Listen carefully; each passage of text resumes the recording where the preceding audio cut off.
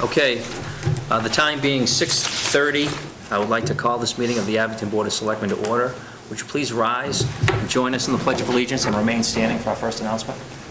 I pledge allegiance to the flag of the United States of America and to the republic for which it stands, one nation, under God, indivisible, with liberty and justice for all. The Board of Selectmen regrets to announce the passing of two prominent members of our community. Mrs. Marilyn Gaffney devoted her life to teaching and taught elementary grade levels for 37 years in the Abington school system. In 1997, she was awarded the Teacher of the Year. Mrs. Gaffney recently passed, and she will be deeply missed. Mrs. Alice Wilkes Frame. Alice served on the Council on Aging for 13 years and also co-founded the Elderly Services Corporation and was a former recipient of the Abington's Best Award. Mrs. Frame recently passed and will be deeply missed. Would you please join the board in a moment of silence for Marilyn Gaffney and Alice Wilkes Frame.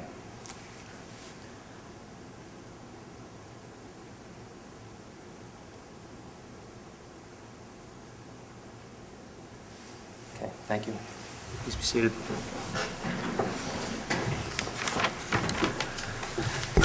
Okay, public announcements. First one is from our police chief, Chief Dave Mazjensky. The Abington Police Department has announced that the hours for trick-or-treat in the town of Abington on Halloween are from 4 to 8 p.m. The Abington Police Department encourages residents to shut off outside lights after 8 p.m. to reinforce the hours that were established with safety in mind.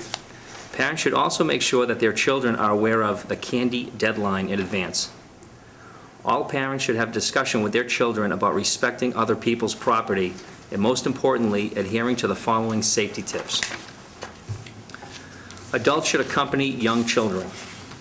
Older children should trick-or-treat in a group of at least 3 or more. Parents should clearly know the trick-or-treat route that their children will be taking. Children should only trick-or-treat in familiar and well-lit neighborhoods. Children should wear costumes that are light-colored or garbed with reflectors. Children should not wear masks or use makeup that interferes with proper vision or hearing. Children should carry flashlights with new batteries or glow sticks. Children should not carry hard plastic or wood props such as daggers or swords. Substitute with foam rubber, which is soft and flexible. Adults and children should watch for traffic at all times, even on side streets. Remember that Halloween is on a Monday night this year. Motorists should drive well below the speed limit up to an hour before and after the posted trick-or-treat hours. Trick-or-treaters should go to all the houses on one side of the street before they cross the street to the houses on the other side. Do not zigzag back and forth. Trick-or-treaters should always stay on the sidewalk, driveways, and walkways to avoid ruts or holes on the lawn. Trick-or-treaters should not accept unwrapped or unpackaged candy. Parents should inspect all candy before anything is eaten.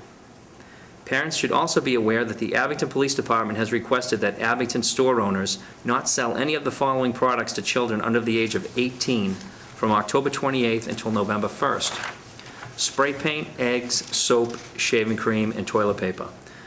Parents are requested to notify the Abington PD if they observe any local stores violating this request. The Abington Police Department will be adding additional marked, unmarked, and bicycle patrols during this holiday to help make it safer for all who participate. Respectfully, Dave Mazjensky, Chief of Police. Also, the Abington Lions Club is sponsoring a Not-So-Scary Woods event. It's going to be at the Island Grove Eager Beaver Day Camp on Saturday, October 22nd, with a rain date of October 23rd. The event starts at 4 p.m. It includes a painted or carved pumpkin contest that starts at 4:30. There'll be a Halloween costume contest, a Not-So-Scary Woods hayride, a fun Not-So-Scary movie, a Not-So-Scary story time around a campfire, and a Touchin' Abington cruiser, which is a police car, in case you didn't know. That's not so scary either. And not so scary. There will be hot dogs and cocoa for sale Everything else is free. If you need more information, you can contact the Abington Lions Club by email at abingtonmalions, all one word, abingtonmalions@hotmail.com. Does anybody else have any public announcements? No? Folks, no? All right, first on the agenda, we have at 6:35, Abington Fire Chief John Nuttall, Holbrook Fire Chief Edward O'Brien, Sharon Fire Chief James Wright, Norfolk County Control Communications Director Stephen Hook for a discussion on pre-arrival medical instruction at the Holbrook Operations Center. Chief?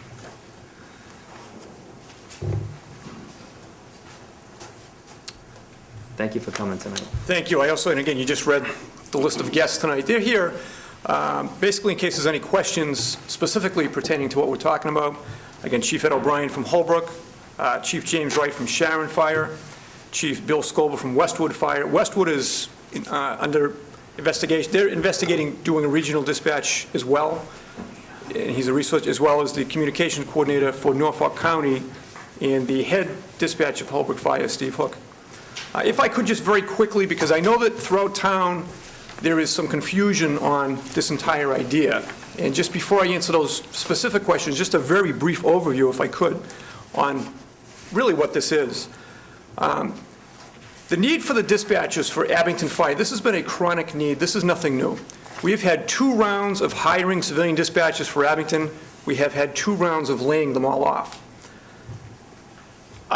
In my capital request for this year, I did request some dispatchers for that, and I'll get into that for a moment, to try to fix this hole that we've had for years, this lack of, once we dump the stations, because the way we're operating and the number of calls that we have, having nobody back at the station to man the radios, man the fire alarm system, monitor the fire alarm system. It's a major problem. It's nothing new. This is just another year, and if anything, it's getting worse. We have hundreds of thousands of dollars invested in fire protection equipment in this town, both from municipal cost as well as residential and business cost that people have put into this.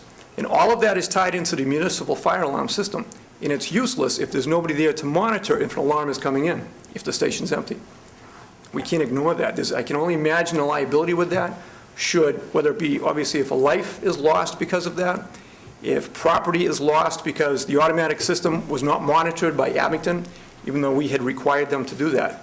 I'm trying to solve these issues, either getting a body in the station, a body at the police station able to monitor it, or somebody remotely to monitor all of these events. As well as, once the crews are out, whether it be fire or EMS crews are out working, we also have to be able to communicate with someone if there's an emergency to get extra help, to call the National Grid, to call a building inspector, whatever the need may be. When the station's empty, we'll try to see if Rockland or Holbrook is listening. Sometimes they are, sometimes they have dumped out. Rockland's getting as busy as we are. The fire we had last week, we had that station empty from Abington personnel for over 2 hours. I had a Weymouth engine in there, but they have no training on how to use our equipment. I had to relieve an officer from the fire scene to go back to the station to take care of that. Now it's taxing me at the fire. I lost another valuable resource. It's just how we operate. It's how it is. We're trying to solve this problem. My capital request, I offered 3 options to try to address the dispatch problem that we have.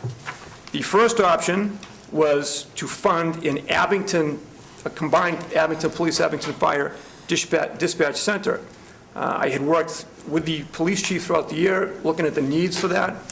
I came up with a figure of about $161,016, simply for infrastructure changes to move the fire infrastructure to the police station, plus $243,000 for personnel just for fire dispatches.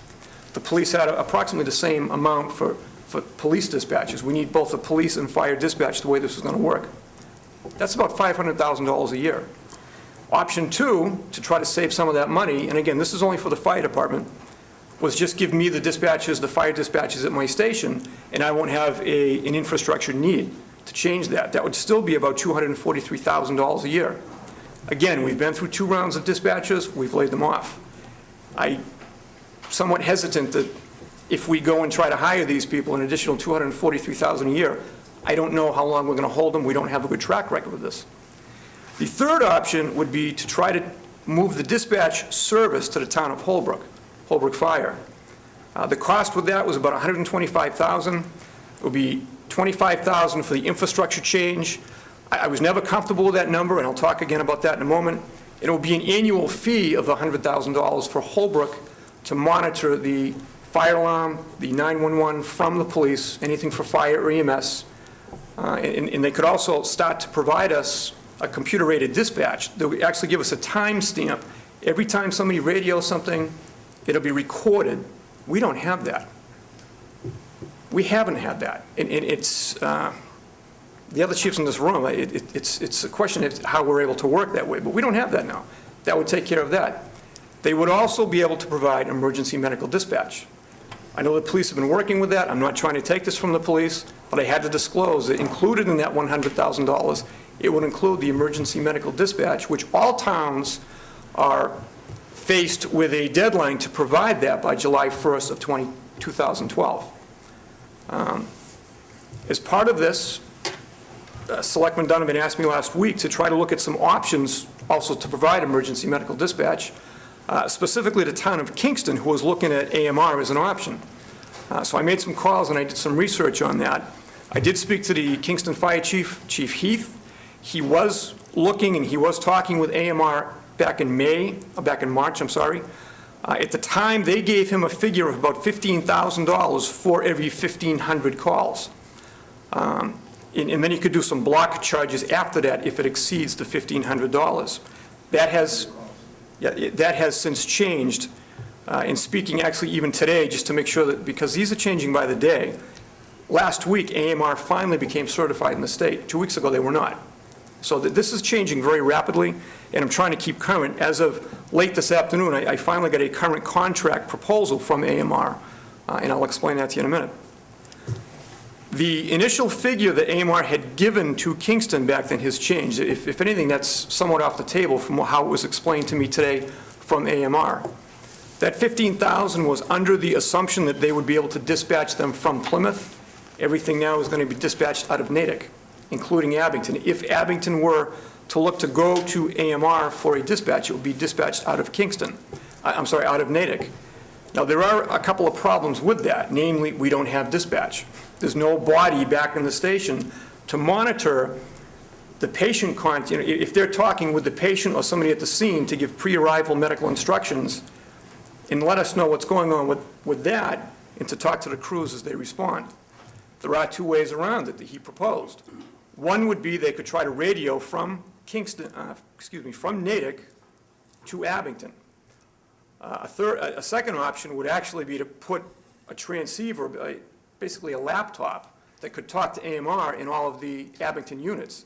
Unfortunately, we'd also have to put them in all of the surrounding town ambulances as well, because we rely so heavily on mutual aid, and we don't have the cost for that. AMR is a for-profit company. We're not. I don't think Abington really has the funding for that. We didn't even get into what that would cost. Just, it really wasn't feasible.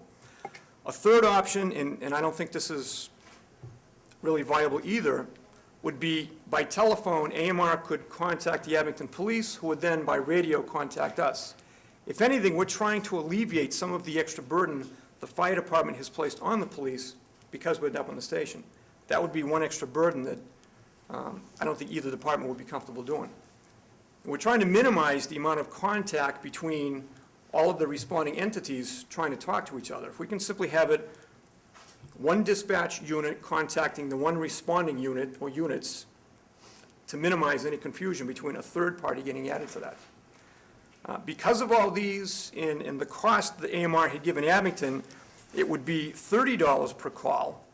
We've been averaging, we do about 1,800 emergency medical calls a year. Not all of those would require an emergency dispatch patch.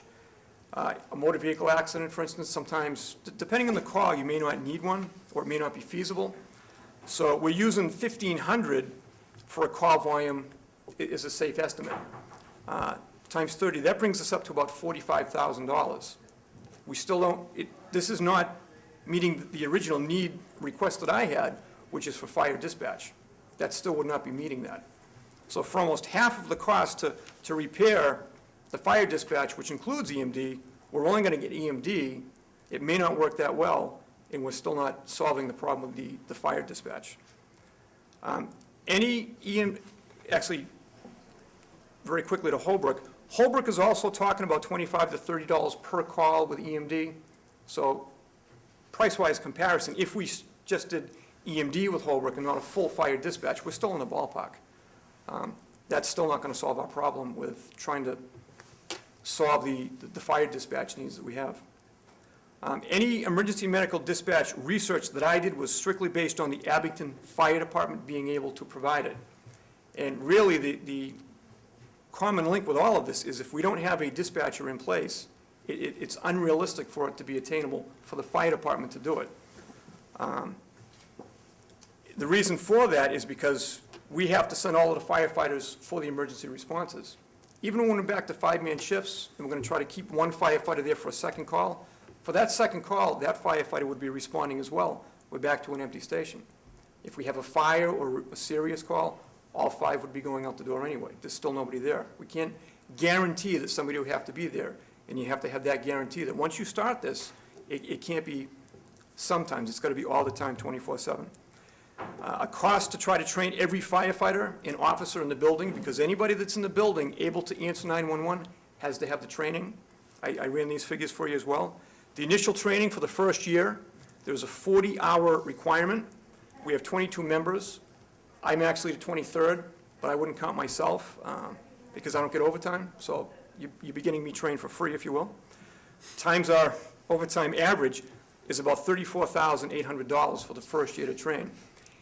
An annual continuing education requirement of 16 hours for every member would be an annual cost of $13,900 if we do it ourselves.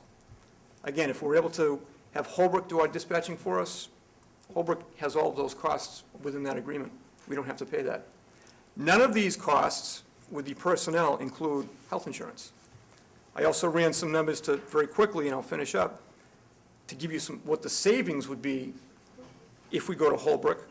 From the original question I had and request I had for the dispatches either at the fire station or the police, that $243,000 figure, which again does not include health insurance. If we take that $243,000 for the first year, we add the $34,000 training for the current firefighters as well, subtract the $100,000 if Holbrook is doing it, we're going to save $178,000 the first year. Any subsequent year after that, if you count the continuing education training of the 16 hours, we'd be saving about $157,000. This is only fire department. This has nothing to do with the police. They still have their need. I think they still need dispatchers. This is only for the fire. Does that answer your question? Or if you have any others? Does anyone have any questions? Kevin? If I could, Chief, thank you very much. I think you've answered the question as it relates to the AMR proposal. And I guess, just to reiterate, and the crux of my question was born out of the fact that, and I hate to admit this, 25 years ago when I was chairman of the county commissioners, we established the Plymouth County Fire Mutual Aid System and the CMED system. So I've always been cognizant of the regional approach. Additionally, when I was chairman of the police station building committee, we built the structure, the communication structure down there so that at one point in time, we'd be able to, offer regionalized services. And I think, again, just stating that, when we look at what's happening in Hingham, Howe, Cohasset, and Norwell, with that approach, I think that is perhaps the way that things should start to head in that direction. I was concerned, as I had indicated before, just on the EMD question, because of the immediacy of that, and wanted to look at, the AMR issue, because I knew, obviously that was out there because of my prior experience in Kingston. However, I think you've adequately addressed that. I guess my question as it relates to Holbrook then, is it more, in terms of the agreement with Holbrook, is it going to be on a yearly basis? Is it a long-term? Is there some structure to that perhaps we could? Chief O'Brien, you want to address that since? Sure. You want to come up here, Chief, if you could? Maybe on camera.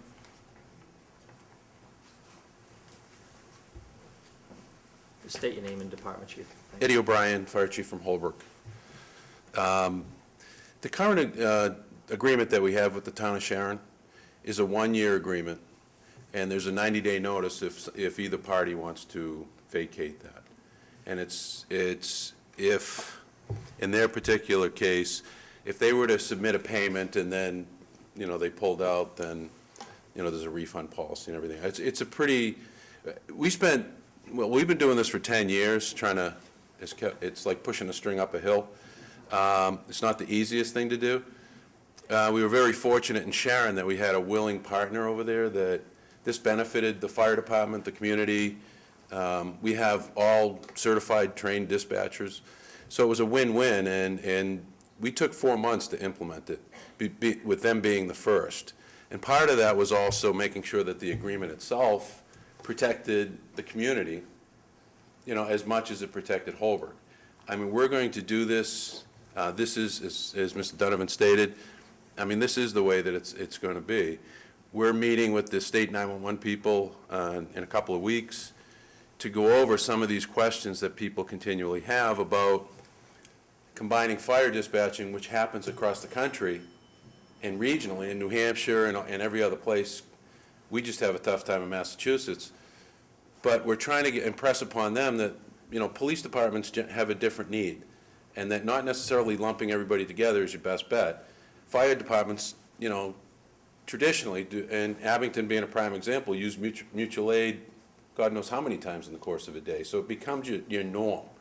So I think, you know, we're meeting with them to try to get them to look at better funding opportunities. And the part of this that really isn't included is really to develop, as Mr. Donovan stated, a more regional approach and have a, similar to what Hingham's doing, is once we get this thing up and running and everybody's comfortable the way it's going, and I'll be long gone and retired, that it will then become a partnership between all the communities that will all have a equal stake, you know, so that you have control over your own. You do right now, in essence. But I think all those things, and Chief Scoville's been involved in this thing for a long time. So, and we didn't hurry into this, and fortunately we had a very good partner in Sharon that was willing to take that first step. It really, it's unique in this area to be willing to do that. And Holbrook, as we all know, doesn't come anywhere near touching Sharon. We don't do mutual aid with Sharon. We had no familiarity with Sharon. And it's worked. We've been doing it for 18 months. And it's worked out extremely well. And we meet with them regularly. And they have a new chief, Chief Wright, who graciously came here 1 month into it. And our communications person, Stevie Hook, is well known in the communications field. He's out there now doing all the communities that are involved with us, doing narrow banding, which is another requirement by the first of the year. And we're going to have to be, you know, that's a cost that communities, you know, that are participating in this get a benefit as that as well, because Stevie works full-time days. He's not assigned to the desk per se, that we have other people, so there's a lot of pluses to this, and I you know, I just welcome the opportunity for, you know, for us to give you an opportunity or a decision or a choice. So. Thank you, Chief. Sure, Kevin. Thank you, Chief. First of all, thank you for coming over, and thank you, the fellow chiefs, for coming. You know, on a night out, obviously, you've got your own issues to deal with. Just from a technical standpoint, as far as the technology goes, am I correct in saying that it would be, at least from what my limited knowledge is, microwavable? Yes. So that, as far as a setup situation, everything that would normally come into Abington could be transmitted to Holbrook? Exactly, and that's the way, the technology and I don't want to speak too technical because I'll trip myself up, but that's why Stevie Hook's here. But we were able to implement, you know, bring all of Sharon's, and then, you know, we're not compatible right out of the chute. You know, we have different systems and everything else. But that was able to be done, you know, through a lot of planning and preparation. And they also did a duplication over there for a few months. They ran their own current dispatching while we did theirs, just to make sure, which, you know, is another plus. But the technology is there in Norfolk County. Our infrastructure throughout the county, you know, through SERPID and through grants, it's $2 million. And we made the mistake of going to T1 lines right out of the chute because it was cheaper.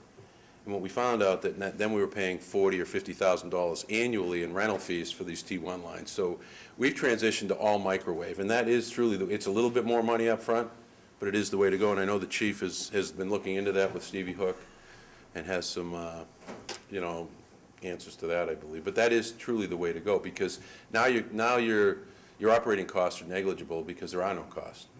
You know, an occasional maintenance issue or something else, but there are no, you know, monthly fees or anything else to contend with. Okay, thank you. I think, at least from my standpoint, the issue really becomes, as it relates to the fire department, that addresses, you know, or would address the short-term problem we have as far as dispatching goes, but I still think in the long term, and I guess that was my concern, based on an agreement, and I think you've adequately addressed that. On the long-term haul, I still think, at least from Abington, or at least from I'm concerned, that we should be looking at utilizing the equipment that we have, because from a standpoint, we're still paying the bill on that, we're still paying the bond on it, and my thought was when we originally did that, that we'd be able to get something in return to reimburse the taxpayers. But I think on the short-term solution, it sounds like the way to go to address the immediate needs of the fire department. Mike? And it sounds like AMR is going to be a justifiable thing. Just real quick too, if I can, and like Chief O'Brien said, the microwave technology is there. Once it's set, it's relatively flawless. They've had all of Norfolk County linked for, what, 18 months, about 14 months, through all these blizzards, all these storms, the hurricane. Really nothing's gone down. Just, you know, we've lost more fire alarm structure just on Green Street from the storms than they lost throughout Norfolk County. There is one anticipation that I have right now is the original cost of the $25,000 that we had, and right now it's set in stone, it's in the warrant, and it's set for town meeting. That may not be enough to address this. We may be able to do a flip because we're hoping to get a January 1st startup. Realistically, between Chief O'Brien and myself, we're thinking April 1st, for a couple of reasons for both towns, is more realistic. So I think we can still keep it within the same ballpark. But it is a little higher. Some of it has to do with geography in Abington. Elevation-wise, we're low, so we have to get higher up a little bit to get that microwave beam over there. And we have a lot of pine trees. When the study group came out to look at it, they were amazed by the pine trees. I reminded them that's where, you know, the pine trees from Abington went to the USS Constitution. Unfortunately, right now, that's not really a benefit to us. So, you know, the $25,000, I have not been comfortable with that figure from up front. That was based on how they had linked all of the other towns in Norfolk County. That was really where that figure came from. That had worked out from Norfolk County. Just one town over, just we're that much lower, it's altered that cost somewhat. It is still significantly less than what it would be to move the infrastructure to the police station, but it could be higher than that. I may have to address that later or out of my budget. So I just want to fully disclose that. Thanks, Chief. Mike, did you want to say something? Just a couple things. For my own information, all emergency calls would be handled by Holbrook. You'd still maintain a non-emergency line in the firehouse? The way it would work, and Mike, I'm glad you brought that up, just again to spell out how this would work. If you are an Abington resident and you call 911 for anything, whether it be for police, fire, or medical emergency, the Abington Police will answer that phone. Abington Police, what's your emergency? If it's a police thing, they'll just continue talking to you and they'll take care of it. If it's a fire or a medical emergency, they will download the call. They do that now to the fire department, assuming we're in the building. Instead of going to the Abington Fire Department, the same button they'll push, I'm assuming, now it's going to go to Holbrook. Okay. Their dispatch center is going to deal with it. If it's fire, they're going to notify the firefighters at the stations. Hopefully at that point, Station 2 will be reopened. They'll give us a heads up what's going on. It's a radio frequency. We're going to know what it is, but not everybody's going to be able to hear it. So we can talk bluntly with each other. We'll know what we're going to get into. Then they will tone it over the airwaves officially, and they'll tone us out. We'll respond like we do now. Every step of the way, every time we key a mic, we say we're off. We say, you know, we need an extra ambulance. Whatever the report the officer or the firefighter paramedics give, they will record it for the first time, all the time, on the computer-aided dispatch, so that when we finally go back to the station and write up the call, every single piece of that incident has been recorded. The police have been doing that for years because they're able to have somebody inside. Unfortunately, we haven't. We did it for a short time when we had civilian dispatches, but we lost them both times. So if a business number comes in, somebody's just calling for a burning permit or an inspection, We still have our business phones, and we'll set up a phone tree to kind of address that. We'll capture those calls.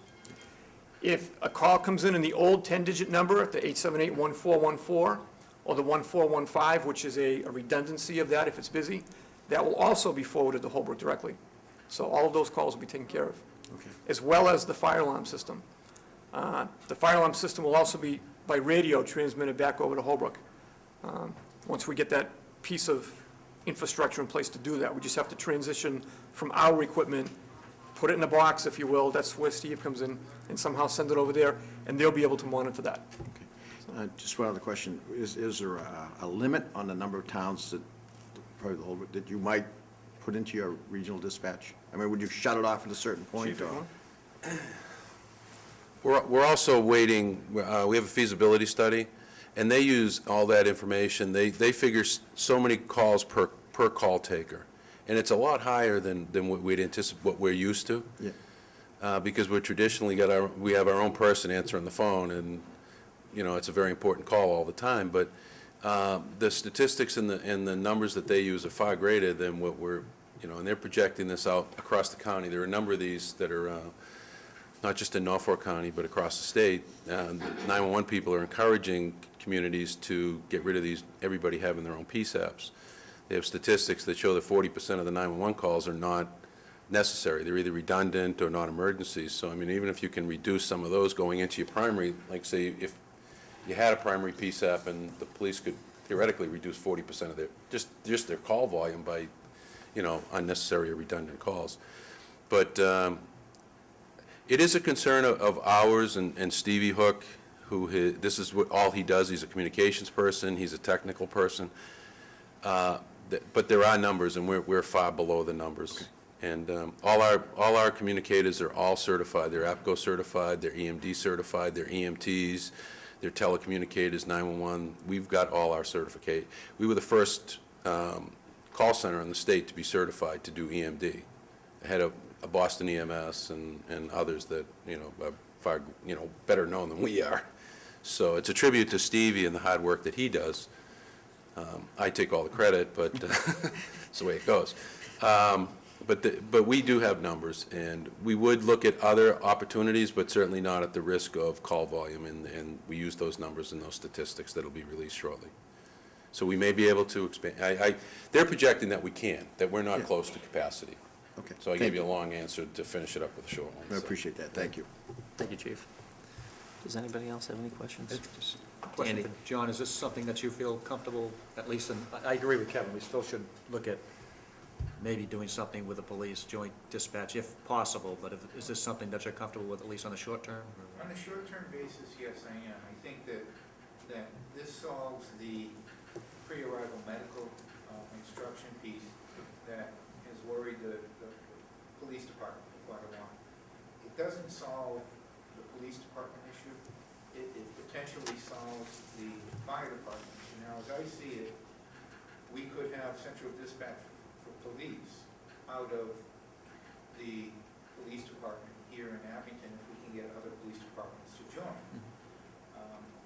Ideally, central dispatch means that you have a community handling both dispatch for police and fire, where both departments do not use manpower that should be out in the field. So that is ultimately the approach that I would like to take on a long-term basis.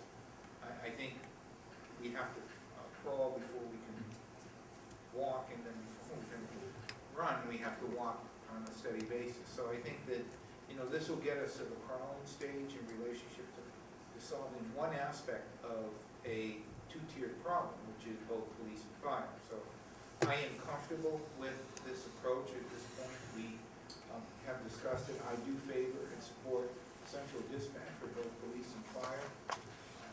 And I think that dispatch, whether it's a regional dispatch or, you know, a local dispatch needs to solve the issue for both police and fire. Because it doesn't help a community to have two separate dispatch components in the long term. Short term, I think that this works, but long term, I think we need to look at it a little more comprehensively. Just very quickly, too, to close, I know you have a busy meeting tonight. The example in Hingham, that's been on the drawing boards for a number of years. It is finally up and running, almost up and running. I think Hingham itself is running. The other towns, I don't believe they're still fully up and running. That's well over $6 million, I think 7 years into it. There's at least 8 different entities involved. You have 4 towns, police and fire from each, and they're still trying to come up with agreeable protocols to make that work. They're not there yet, from what I'm hearing. Holbrook's example is up and running. It works. It's proven it works. Nothing can replace a physical body in the Abington Fire Station or the Abington Police Station to address what we need. However, there's a cost to that, as we've seen in the fire department, we've experienced twice. We haven't been able to retain them. My concern with this is to try to keep the residents of Abington safe. We have well over 2,500 Abington residents live in structures that are directly tied by the fire alarm system to our building. And that is a false sense of security if there's nobody there. If an alarm comes in, or if they pull the pull station for help as well. We really need to address that. That's one of the main pushes to try to get the dispatch problem addressed, as well as dealing with the crews that are out there. I'm not going to reiterate what I said again, but the emergency medical dispatch available from Holbrook, that basically was an extra. That wasn't the reason we were going into this, but we had to fully disclose that that also would include that. So whether this is a short-term or long-term, I think in the long term, we're going to see this is still cheaper if proven that it works. It does not address the needs for the police. They still need their dispatchers. They need somebody in there. I can only look for the fire, so, thank you. Thank you, Chief. Thank you very much. Thanks. Thanks, Chief. Thank you. Okay. Does anybody else have anything for the chiefs? No? Okay, we're going to move on. We'll discuss this in the warrant piece when we get. Sure. Okay. The Board of Selectmen will hold a public hearing on October 17th, 2011, at 6:40 PM in the Carter Hearing Room, 500 Glenowitz Way, regarding changes to the town of Abington's current classification and salary plan bylaw. I'll entertain a motion to open the hearing. So moved. Second? Second. All in favor? Aye. Aye. Okay, any discussion? Hearing's open. All right. John? There seems to be a fair amount of confusion potentially among some of the residents regarding what we're trying to do here, and does this change increase the power or statutory authority of the town manager as it relates to setting the salary and pay rate for employees in the town? And to put this very simply, and to express to the townspeople the approach that we've taken, which I believe has been inclusionary in the sense that Selectman Donovan and Selectman Coyle and myself met. We reviewed and made some suggestions and some changes. We brought that back to the board. Selectman Burbine became involved in relationship to a number of changes that he would like to see. All of those changes have been incorporated in the document that sits before town meeting on the 24th. And what this bylaw change is trying to do is to align the bylaw with the current charter as it relates to the powers, duties, and responsibilities of the town manager as the chief negotiating officer for the collective bargaining agent and personnel director, or the individual who is in charge of personnel as it relates to those individuals that are hired directly by the town manager. And also, and probably more importantly, it also allows the town manager, as is the case in the charter, or the language in the charter, to set the salary ranges, the salaries for each employee in the town. And that is basically bringing the two documents into alignment with each other, and that is the intent of the bylaw. Does anybody have anything to add? Would anyone from the floor like to speak to this? No? I'll entertain a motion to close the hearing. So moved. Second? Second. All in favor? Aye. Aye. Hearing's closed. Any further discussion?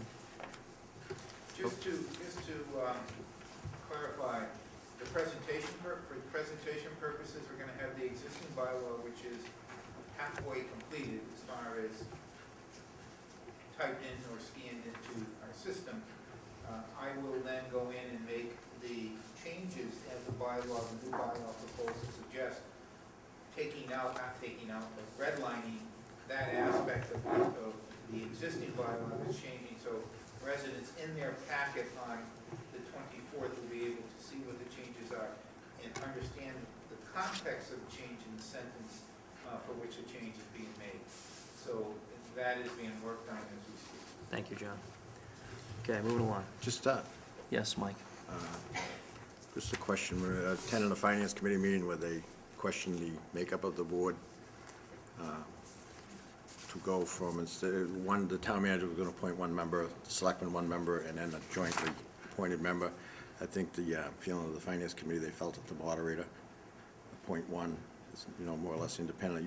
The board used to be appointed primarily by the moderator, so I don't know if you have an opinion on that or not. I think you kind of indicated, and in listening to the discussion, I kind of thought it wasn't a bad idea, but is that something we'd Change Well, the- we did, Selectman Burbine was at that meeting also when we did address it. It was raised by a member of the finance committee, and it was felt that classification plans and salary plans are really administrative functions and policy decisions by the Board of Selectmen and the town manager. Town manager is, under the charter, is the chief financial officer and the chief administrative officer. Board of Selectmen are the executive component. They set the policies and so forth. So it provides a sufficient check and balance based on the current charter. And the moderator really appoints boards or committees that report directly back to town meeting. I think that was what we had discussed at the meeting, and I think it was agreed upon on a consensus basis that the appointment process would stay as originally proposed in the final version that's before the townspeople. Okay, that's fine. Thank you. Anything else? Okay, I'm going to move on. The Board of Selectmen will hold a public hearing on October 17th, 2011, at 6:50 PM in the Carter Hearing Room, 500 Glenowicz Way, regarding the possible imposition of the local meals tax. Someone care to make a motion to open the hearing? So moved. Second? Second. All in favor? Aye. Hearing's open. John, would you care to start the discussion? Actually, this article was on the petition article was presented by Mr. Buckley, and what it calls for is an increase in the sales tax, which has to be, there's some confusion as to whether or not businesses are actually collecting the sales tax, the meals tax, for example. Because there's certain, I would say, suggestions that the meals tax is paid up front by the residents or by the business owners, and they can't do that legally. The meals tax has to be collected by each and every vendor selling food in the Commonwealth of Massachusetts by law. Now, if anyone is doing that differently, it certainly But is of interest. don't they just, they mail it in monthly, I assume? Well, it's collected. Right, yeah. It's collected by the state. It's paid by the vendor, but it has to be collected. It can't be something that's. It has to be collected by the town, because the .75 goes to the town, not the state? That's correct. The 6.25 goes to the state, and the .75 would go proposal-wise to the city or the town. In this case, it would be about $236,000 to the local town. Estimated. Estimate. And I By the think Department of Revenue. the estimates are pretty fair. I'm not quite sure if most communities are under or above that. But the tax is collected by the restaurant owner, and it is passed on to the state. The state collects that amount of money based on the receipts that they receive. And anyone who is in the business knows that, and I have some receipts that I'm going to show that local receipts and across the Commonwealth, where in many communities have adopted the local tax, they have the 6.25% that's going to the state, who does absolutely nothing for cities and towns, and then the 0.75% that goes to the town itself directly, and it gives that breakdown. So I have, a bill from a restaurant, locally that shows the tax separately from the total charges, and that money is turned over to the state, and then the state distributes it to the local municipality. Okay. 147 communities have adopted the local tax Okay. in and around this area. There's quite a few, and it's growing. So that is a summary, I guess, Okay. where we stand. All right, everyone here tonight is going to have their opportunity to speak if they wish. If you wish to speak at the podium, just state your name and your address and your restaurant. If someone before you makes your point, there's no need to be redundant.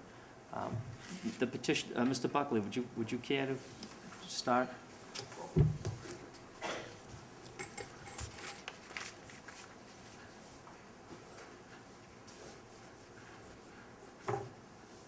Thank you, sir. I'll be brief, Mr. Chairman. We've been down this road 6 months ago. The fact sheet I gave you outlines the mechanism of the meals tax, which was pretty much outlined by John. It's a consumption tax, and I think last year at town meeting there was some discussion as to whether or not it was a business tax.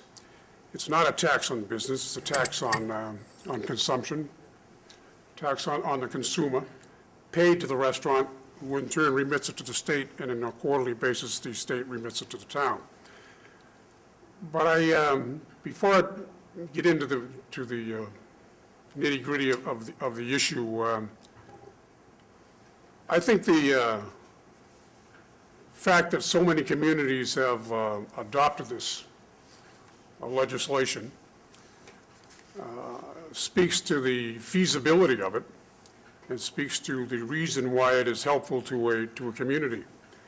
There are, as John said, 147 communities that have adopted it. Last spring, when we went to town meeting, the number was 125, and there are additional communities that have it on their agenda for their fall town meeting. And in this, and let me say at the outset, it's not a referendum on the restaurants in the town of Abington. The restaurants in the town of Abington, to my knowledge and experience, whether it's Benedetti's or the Ale House or the Depot or Mira Gazas or Deanne's or Martin's or Morel's, they're all outstanding corporate citizens. And this is not designed to tax them or to put them out of business. It's an issue that has come to the forefront, brought about by the legislative action when they cut local aid in 2009. And when they cut local aid, they gave the opportunity to communities to, on their own, increase revenue for the purposes of local services. And I would suggest that since we met last and discussed it, there have been a number of communities in this county that have adopted the tax. Norwell, Wareham, Kingston, all adopted it. In an adjoining county of Norfolk County, Randolph has adopted the tax. And out of the numbers of communities across the state, there are a number that, believe it or not, don't have any restaurants and don't collect any meals tax. And there are a number of other communities that the yield will be less than $20,000. So in most cases, those communities will not bother to adopt the legislation. And given that fact that we have 147, that is well more than half of those communities, remaining communities, when you take away those who don't have any revenue estimates because of a lack of restaurants, or have a limited number of restaurants and potential yield from the tax to be less than $20,000. So I think it's fair to say that it is not a burdensome tax on the consumer. It clearly is not a burdensome tax on the restaurants. The restaurants, when you have a $100 dinner tab for a party of 2, 3, 4, or whatever, you're now paying $6.25 as a meals tax. If this piece of legislation were to be accepted, you'd pay $107, an additional 75 cents. To my mind, that is not a burden that's going to drive people out of the restaurants in the town of Abington and across the border to some other community that currently does not have it. And this couple of weeks, weekend before last, a long weekend, I'm sure most of us went out to eat somewhere or other and didn't for 1 minute think about what the tax was going to be and whether or not I'd go to Community X because they don't have a local option tax as opposed to Community Y, which does not. So I think that's a red herring to suggest that it is detrimental to the operation of restaurants. And I think the restaurants themselves are selling so short when they think that it's going to be harmful to their business. But let's get back to the issue that was raised at town meeting last time, that it was a business tax that was going to be a burden on the restaurants. That's not the case. It's no more the case than the gasoline tax is a tax on service stations. It's a tax that's collected by service stations, remitted to the state. This is a tax collected by the restaurants, remitted to the state for the consumption of meals. And it is a decision that people don't even think about when they go out to eat, whether or not they're going to pay an increased meals tax on a $100 bill of 75 cents or on a $50 bill of 37 cents. So I think it's a little disingenuous to say that it's going to be harmful to the restaurants and harmful to the economy. And the argument that this is not the time to do it has been sort of put to rest by the 147 communities that have done it. And clearly the economy in Abington is no worse, no better, no different than the economy in Randolph or the economy in Brockton, the economy in Hingham or Norwell, which has adopted it. And I wish I wasn't here tonight. I wish that the Board of Selectmen a couple of years ago had recommended this be adopted, and it would have been done and put to rest. And the town would have been $500,000 to the good relative to revenue in the state in that period of time. So I think the issue of trying to make this an anti-restaurant, anti-business measure doesn't hold water. And I commend the restaurants for their attendance here tonight on the invitation of the town manager and their staff, though I would suggest that none of the petitioners were invited, all of whose names and addresses were available on the petition. You didn't give us the list. And you have the list. You've had the list on the petition, names and addresses. The fact of the matter is, I would be startled if this board were to vote in favor of it. I think there are a couple of members of the board who look at the word tax and think it's a four-letter word. And somehow or other, the good fairy or the fairy godmother is going to pay for the public services in the town of Abington. And over the last 3 years, we've seen the highway department hang on by a thread. The Park and Rec Department survived by the imposition of fees on families whose kids want to participate in athletics. We go through the annual ritual of whether or not the library is going to be sufficiently funded to be certified. And we go through the annual ritual of whether or not the Council on Aging will have sufficient staff to supply the services to the town. So I think it's fair to say that in the last 3 years that the services offered in the town have been diminished. This is an opportunity to restore some of them, certainly not the answer to all of the problems that exist in the town services. And I failed to mention the school department, which also has issues of their own on staff, on financial levels. But I think it's a reasonable approach to have a revenue stream that is stable, have a revenue stream that is recognized by the state and by the town manager as helpful to solidifying and stabilizing the affairs of, the fiscal affairs of Abington. And I think it would be helpful if the town were to move forward and to adopt the legislation. The Finance Committee, as you know, has again voted to approve it, and will bring their favorable recommendation to the town meeting a week from tonight.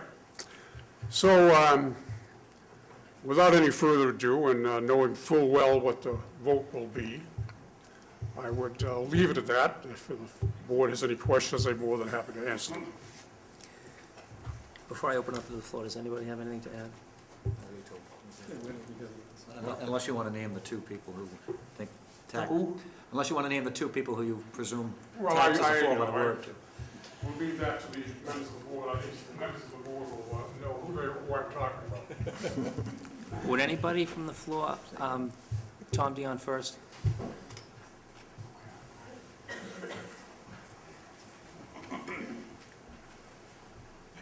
Thank you, Mr. Aiello, and my name is Tom Dion, 27 Mulberry Drive, and I think, as always, Mr. Buckley speaks very elegantly about his passion for this meals tax, but I'm on the other side of it, as I was at the annual town meeting.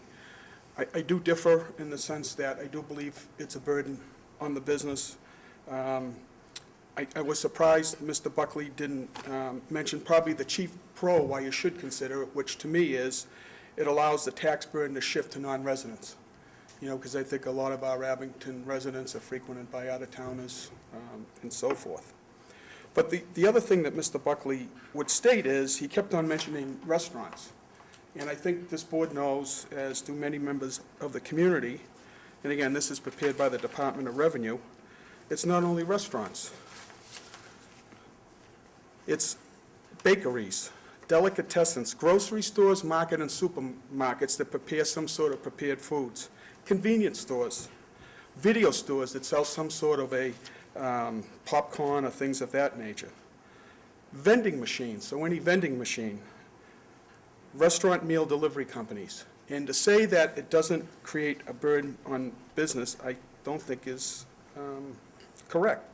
It increases your administrative and compliance cost to administer this. I think, as I heard, is that you have to remit now to the state and identify what part of your meal tax is going back to the state, the 1.25% and the 75%.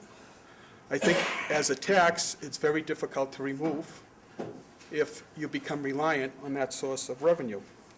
The other thing that troubles me is that a week from tonight, you plan to spend $1 million on various services and personnel and what have you.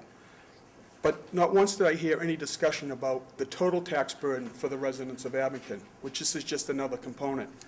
And I think I shared it at one point with a member of the Selectmen, but as you know, I was a member of the Board of Assessors. The last 11 years, the tax bill in Abington for the average citizen, the average property owner, has increased about 5% each year.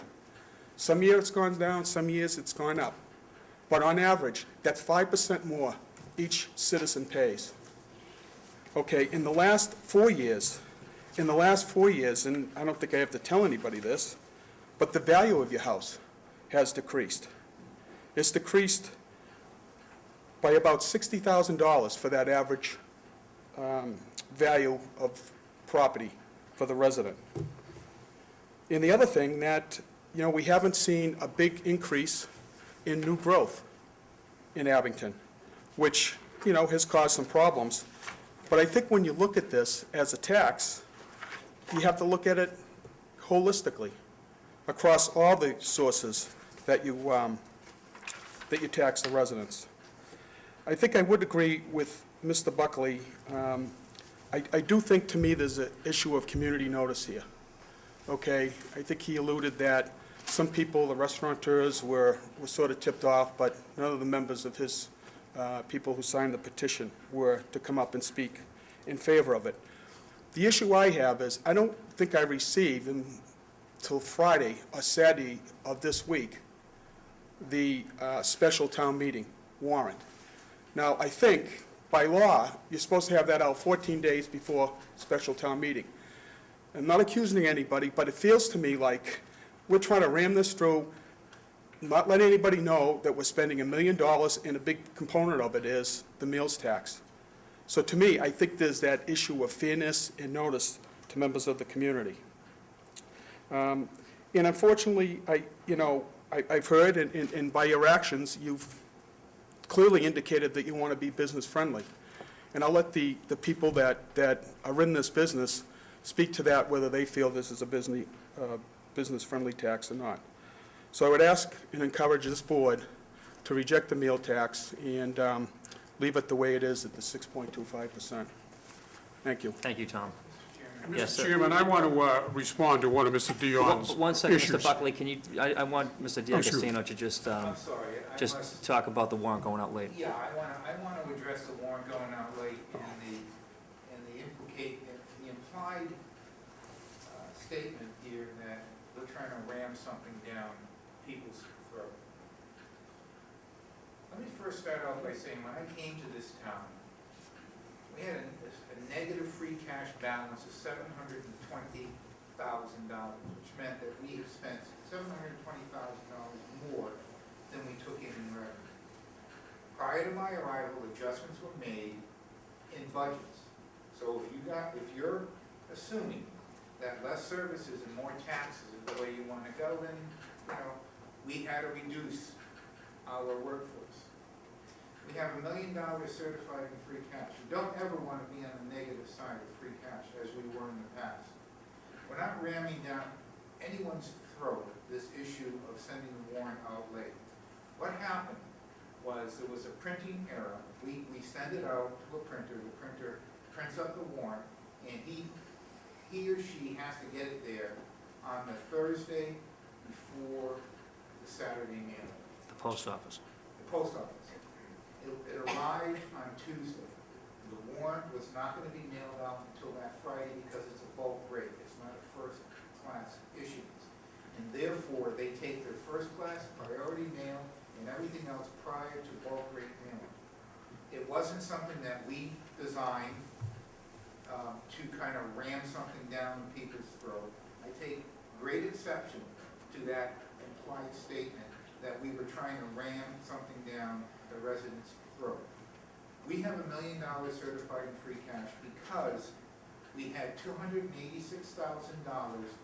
in L&R money that came in to the town for part of the Article 4, which is the $1 million that we're proposing to spend. We have free cash certified of $1 million of $286,000 was part of that. In addition to that, we had an additional amount of local estimated receipts come in motor vehicle excise tax.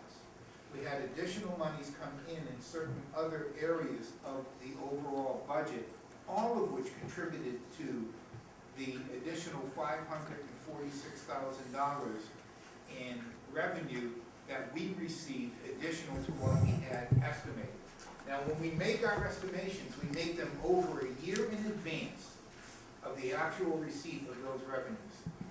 So I always want to be on the short side of actions. I want to make sure that we're receiving more in revenue than we are actually spending. That's a healthy sign. There's nothing wrong with it. I don't want it to be thought of, construed, or otherwise discussed as something that is underhanded or something that we're doing underneath the table. That could not be more inaccurate than you standing up here and saying that we're trying to ram something down somebody's throat. John, hold on. I'll retract that. You made your point. For the record. Thank you. Mr. Buckley? Is he doing that every time someone says something? No, no. I want to respond to one of the issues that Mr. Dion raised. Okay, so then when one of us says something, you're gonna get up there again? No, I want to respond to his because it was Endless procession. Unless it's something, is it something specific? factually incorrect. That's what I want to speak to about. The issue is as to what the tax is imposed upon. The law is very clear. Impose a local sales tax upon the sale of restaurant meals. No. Section 64L. Mr. Buckley. No. Look at the Department of Revenue. I'm reading you the law. Section 2A of Chapter 64L imposes local sales tax upon the sale of restaurant meals at a rate of 0.75% of gross receipts. Okay, So that's it's very clear. I know, okay, What hold the on. issue is. Thank you, Mr. Buckley, if you have nothing else. But, Mr. Barrett?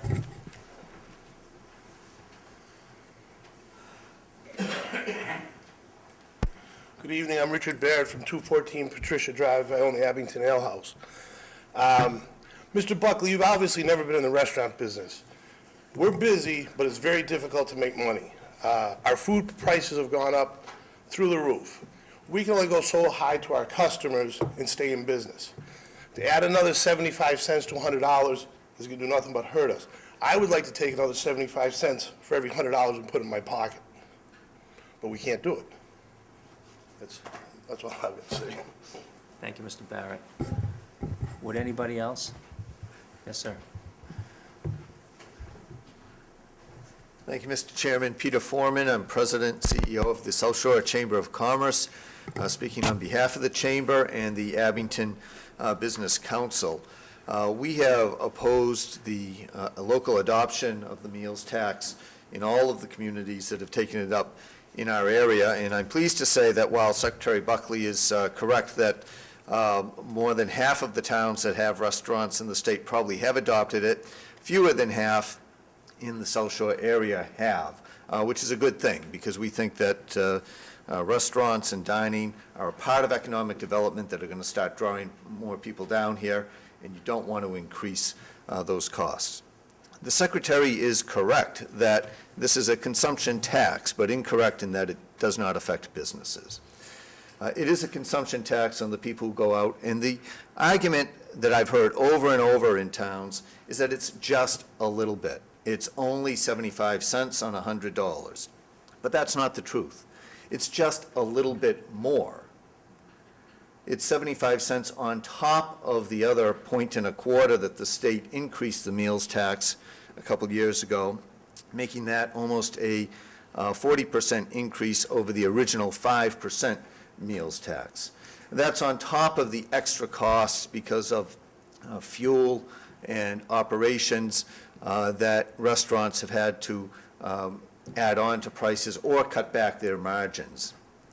So all of these additions with what the state has done as a baseline tax, what they've increased the state meals tax to, the extra little bit of 75 cents on top of that some towns have adopted, on top of the extra cost of doing business, unemployment insurance increases, the fuel costs for the restaurants, all cut down the margins, or at the same time, increase the cost of going out. And what's happened with restaurants is you may see that restaurants on a good night are looking pretty full and robust. But I know what's going on talking to the restaurateurs in the area. People are cutting back on what they're ordering. They're cutting back at the shoulders with desserts, appetizers, drinks. So there may be people filling up the restaurants, but they are watching. And I would tell Mr. Buckley, as a good conservative, I always look at what the tax is and think about what the tax is. Maybe other people don't, but it does add up, and that ultimately hurts businesses. It hurts your tax base. It is going to hurt, I think, the South Shore, which is a growing area, marketing some of the restaurants that we have. We want to be friendly to the people who are using the restaurants, and we want to be supportive of the restaurateurs. So I hope that all of you will see tax as a four-letter word. And again, Mr. Secretary, as a conservative, most of us think taxes is a double cross, which would be 2 X's, which gives you 4, so it works out. But we hope you oppose the tax. Thank you. Thank you. Would anyone else from the floor care to speak?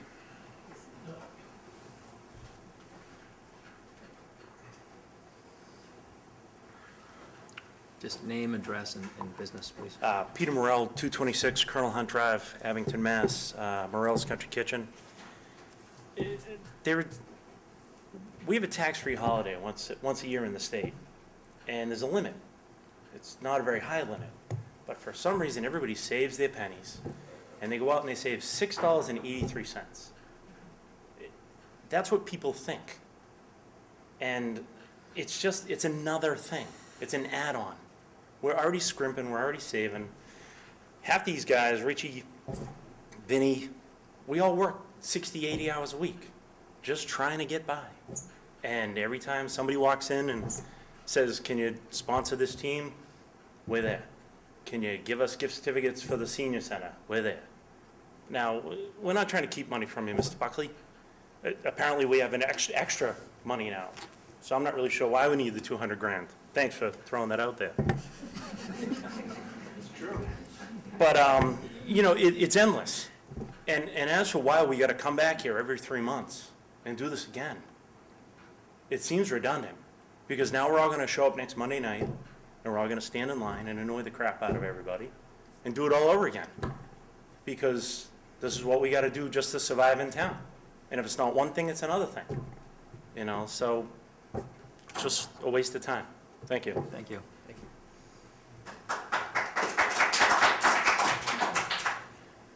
Would anybody else from the floor like to speak? It's all covered. I'll give you another minute, Mr. Buckley. Very brief. As I said before, I know where this is going.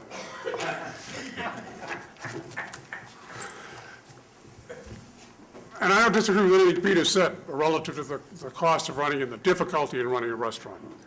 The cost of unemployment insurance, the cost of trying to make a margin in a restaurant business. And I'm somewhat disturbed that a couple of my neighbors are up here, Mr. Morrell and Marcia, who are neighbors of mine on Colonel Hunt Drive. And rest assured, it has nothing to do with any of you. I know they're all, as I said earlier, good corporate citizens, but it's a matter of public tax policy. But all of the things that Peter Foreman said are true. But the fact of the matter is, those things are true in Kingston, they're true in Norwell, they're true in Brockton, and they're true in Hingham, and they're true in Randolph. And all of those towns have adopted this legislation to try to establish a stable flow of income to serve the public need and the public services which have, in essence, been lessened in the town of Abington the last 3 years. Thank you. Thank you, Mr. Buckley. Thank you. Okay. Chairman, I want to back up. Okay, Peter, go ahead. Peter Morrell, Morrell's Country Kitchen. One other thing Mr. Buckley alluded to was that, when you go to the pumps, you pay a tax at the pumps. And, you go buy your cigarettes, there's a tax on that and stuff like that. But going to a restaurant's a luxury item. I have to have gas for my car. I got to drive the kids to school. I got to do this. I got to do that. I don't have a choice whether or not I pay that tax at the pump. I don't have to go to a restaurant in Abington. I can go across the border and not pay that tax. And it's not a very big border. I mean, Vinny and Masha are fighting that thing. It's 100 feet up the street. They're in Weymouth. I go to the 99, it's a new restaurant across the street, do whatever I want to do. So Mr. Buckley, he's just going to beat this to death till we get this thing through, but we're all going to keep showing up, talking you down on it. Anybody else? Okay. I would entertain a motion to close the hearing. So moved. Second? Second. All in favor? Aye. Okay, the hearing is now closed. Any discussion? Kevin? Yeah, if I could. The issue, as I see it, is really one of public policy in the Commonwealth. And I think you need not go back any further than when it came to the issue of smoking. And I hate to go to a restaurant back then and have somebody sitting next to me smoking. But when I was in Kingston, and I hate to keep using that, but I'm going to, is that I was against putting the acceptance of no smoking for restaurants in Kingston because of the issue of going, they could go next door to Plymouth. And so until such time as the legislature wants to make this broad brush across the entire state, I don't think we should be in a position of pitting one against the other. I think in this particular case, I understand implicitly that we need revenue, and I understand that. But I think sometimes you've got to weigh that factor out and look from within. Specifically, I think if we looked at, and not to get off topic because it is on topic as it relates to a revenue stream, if you were to look at retrofitting and doing an aggressive energy savings program, I did it. First year, we saved $100,000 in savings, and those are on new buildings. I would venture to say to you, in Abington, we have older buildings. I'm quite sure we could realize more savings from that. Solar and wind, I set up a program that after I left, solar and wind, the estimated revenues are going to be roughly about $500,000. So I think there are other issues out there that we can grab onto. I don't think that this is the issue. I think the question becomes is that, you know, we have, and I think Mr. Morrell correctly stated it, anybody that wants a sponsorship or anybody that wants, you know, a gift certificate for their various causes, they hit them up and they come through for them. So I view this as, and when I ran, I indicated that I think we should be doing more to entice businesses into the town. I think this is one of those issues. As it relates right now, I understand what the law says. I understand that it's a local option. I disagree with the format of it. I think if it's going to be, it's a public policy question that, in my view, should be dealt with at the legislative level for the entire, you know, cities and towns in the Commonwealth, and not, you know, be pit individually, one community against the other. Okay, thank you. Kenny? I'll agree with Kevin. The only surrounding town that has it now is Brockton. That means that Holbrook, Weymouth, Rockland, Whitman, they do not have it. So it puts our businesses at an unfair playing advantage. So I'm voting no on this. Anybody else? Andy? Also an issue of fairness, and I know the petition process allows petitioners to put articles on the warrant. It was before the town meeting 5 months ago. It was turned down. It was before the selectmen the year before that. We decided not to put it on the ballot. Only in Massachusetts, I guess, can you continue to do that. But then if the actual question is adopted, we have to have it for 3 years. So we couldn't go back the next year and ask, or 6 months later to ask that it be rescinded. We'd have to live with it for 3 years, which to me is a bit odd, but not surprising. And just to what Tom Dion's point was as far as property taxes, it's not as though our revenue stream doesn't increase as far as our tax burden. Our taxes have gone up, property tax-wise, 3.5% last year, 4% this year. So we are paying additional taxes. The fact that the state is not providing us what we should be getting for local aid, I think, is where we should be really concentrating, not hitting the taxpayers continually and constantly. So I would vote no on this. Thank you. Mike? Yeah, that's a tough one for me. I'm either going to have to vote with my heart or my head. I do go to restaurants outside of this town and impose that tax. And when I get my bill, it's broken out as a sales tax and it's broken out as a local tax, I think it is. I have always been very disturbed, if you know me, to see kids in this town that have to pay the numbers of money that they pay. And I'm also very aware of what these restaurants do, what you people do for this town. I know most of you sitting in this room tonight, and it bothers me tremendously. But I think when I travel around the South Shore and people are always talking about Abington and the image of Abington, we really don't have the services that make this a quality town that people are going to come in and look at. I will tell you that right up front. Primarily, we have the $300,000 because our services have been cut so badly that we don't have to pay the unemployment this year. We don't have to pay salaries. We're low in the school department and stuff. So we have some money to fool around with. It is, member of the board, please, you're probably going to hold this against me, and that's fine if you want to be like that, but I'm going to support this. I know I'm going to get voted down. It's up to the people of the town, and quite frankly, I hope you guys win, but I have to vote my conscience, and my conscience says that I'm going to vote for it. Okay. Well, I didn't support this tax when we were $1 million in the red, and I don't support this tax now that... Okay, 720. We were $1 million at one point. We were $1 million at one point, the year before you came. And now that we're $1 million in the black, I certainly don't support this tax. Someone made the point, it's not the .75, it's the 6.25 before it. And just because the state cut our aid and told us that we could implement this .75 and keep all of it, doesn't mean that we should do it. The price of food's going up, the price of gas is going up, the price of insurance is going up, and this is just another straw on the business owner's back. And I do not support it.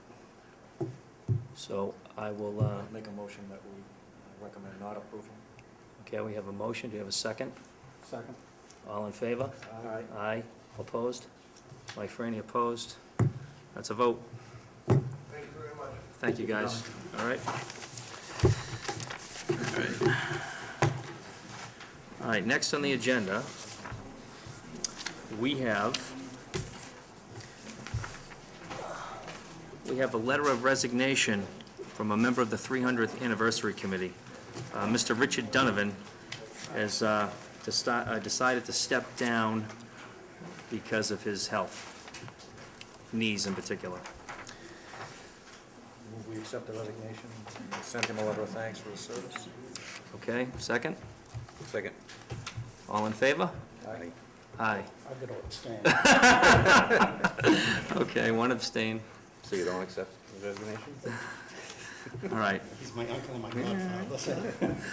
Next, request for special legislation, approve home rule petition and letter to governor requesting that he file a bill on the town's behalf to ratify, validate, and confirm the holding of the October 24, 2011 special town meeting, despite the warrant for such meeting being mailed one day after the date and set thereof by the town charter. I believe that's the motion, pretty much. Mr. Chairman, let me just reiterate again that when this came to our attention, we did not find out that the warrant was not mailed until the day after the holiday being Columbus Day. We received notification from the printer, who we are no longer using, that the warrant would be mailed out a day later.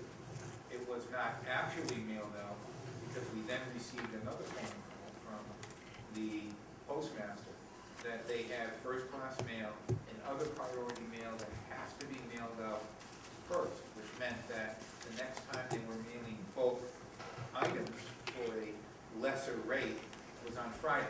So Mr. Dion is absolutely correct that it was not mailed out in sufficient time. This request and filing of the special act will allow us to correct that imperfection based on the warrant. Otherwise, we would have to cancel town meeting, mail out another 6,500 warrants, and set another town meeting date sometime in November. Now, that line item each year, each mailing costs us about $8,000 to print and to mail out the warrant to each household. So hopefully at some point in the future, we can get the bylaw and the warrant and the charter to change so that notification is provided through other means other than mailing directly to each household, 6,500 warrants.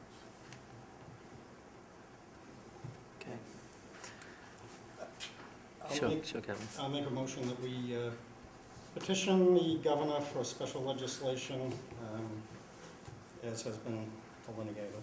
Now, second the motion. Just on a side note, John, I know we can only make a charter change at the annual town meeting, but it would certainly be up to the board. But I know when we did the charter, we talked about the possibility of using, modern-day technology, so to speak, about being able to post it on the website. And there was always a question about the 14 days being, kind of an excessive. We thought that might be a burden and that might have to be tweaked. But I don't know if the board would consider putting forth a viable option where we could post it on our website, which is far more viable now than it ever was before, the cable. And then, of course, we'd always have to have a hard copy, but it does seem to me, mailing out how many warrants, 6,500 warrants, and showing up at a town meeting, whether it be special or not usually the annual, but a special, and waiting for a quorum of 150 people. And no one, very few people bring a warrant with them. So you have to print them up, Right, I always used to get, I didn't receive it, I didn't get it, and, you know, I couldn't say one way or the other, but I think a lot of times, that far out in advance, quite frankly, yeah, it probably ends up on the counter or whatever, and people aren't paying attention to it, but I don't know how the rest of the board feels, but I'd strongly urge us to put something together for the annual, so we could get out from underneath this. And I have to commend Mr. Dion for actually reading the warrant, knowing the information, because 90% of the people who get it either look at it and put it aside and never come to town meeting. I'd love to have 6,500 people come to town meeting. Then you wouldn't have a special interest deciding, the monies for the town.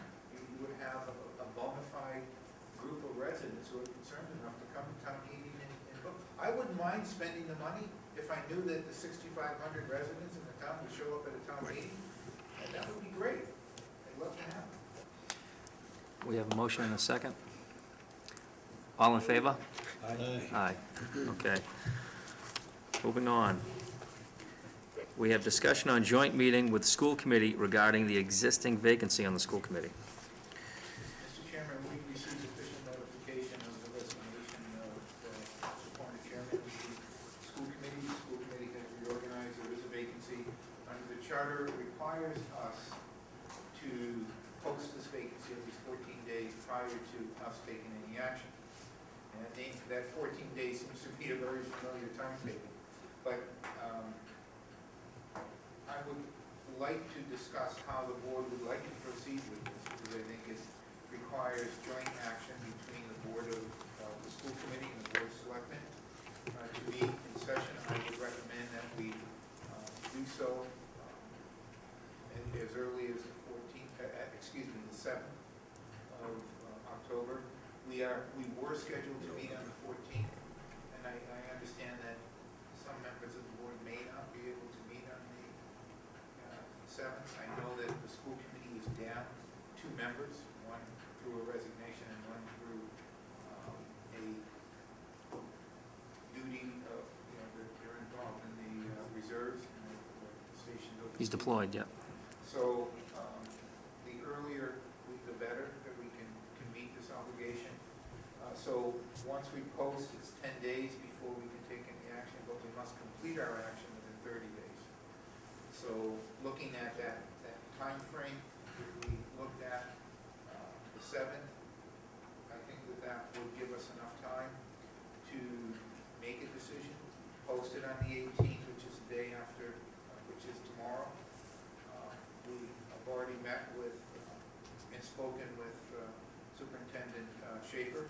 I would recommend that we collect these submissions either through the town manager's office, superintendent's office, or both, and that we share that information. If we get an application at town hall, we obviously share that immediately with the school superintendent, who would share it with his committee, and we would keep an open line of communication during the application process and schedule the meeting on the 7th. Kevin?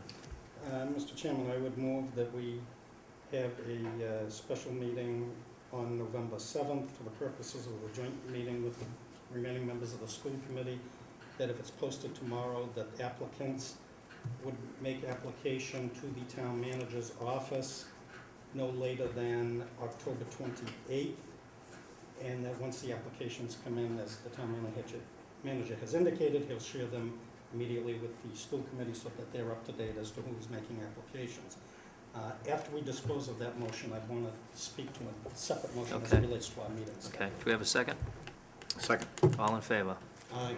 Aye. It's unanimous. Kevin? If I could, Mr. Chairman, in relation to ordinarily, we would be scheduled to meet the 14th and the 28th. Because we've got town meeting, and if we're moving this up a week, I don't think, unless the town manager can correct me, I think that if we can dispense with the meeting on the 14th, and then we're running into the Thanksgiving holiday, so unless we absolutely need a meeting, and you tell me otherwise, John, my thought process would be that my motion would be that we consider that meeting in November, and then if we have to, we can come in. If not, we would resume our regular schedule, rather than try and kick ourselves off schedule. I don't know, do you have any thoughts on that? I would support that. I think it's a good approach. Actually, as we get into the holiday season, everything really slows here. We don't have licenses until the first of the year.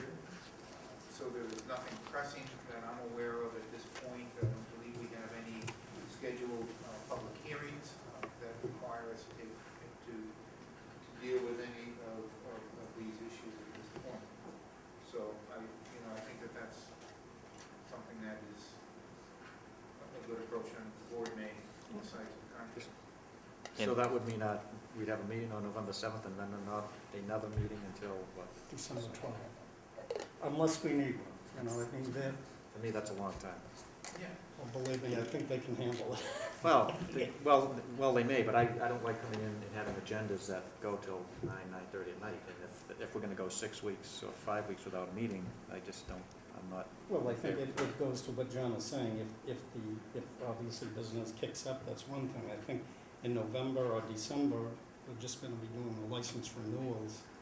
And other than that, I mean, memory serves me, I don't know that it's really gonna be kicked up that much, unless you get petitioned for something else, but I think I would. What could possibly happen? Well, we're gonna set the tax rate. I know you don't ever say that. Yeah. We're gonna set the tax rate on the 7th as well, so I sent an email out to everybody, so there's a lot going on the 7th. We're gonna have a joint meeting with the board, and we're just coming off a meeting here, on the 17th, we're gonna have one on the 24th, and we are gonna meet on the 7th, and at that meeting on the 7th, we're gonna set the tax rate.